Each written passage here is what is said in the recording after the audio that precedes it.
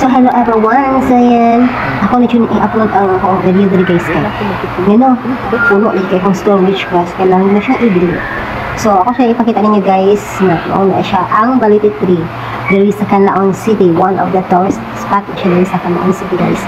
So wala siya guys, ganahan mo mag-relax, magpahayahay, ganahan inyong bubot inyong nahuna, dito siya relax din na punta kayo. Peaceful kayo there guys.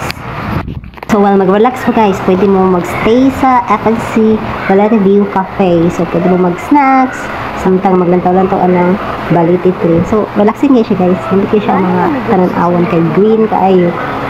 So ma-refresh yung mga huna ba. Yan lang guys. Thank you for watching.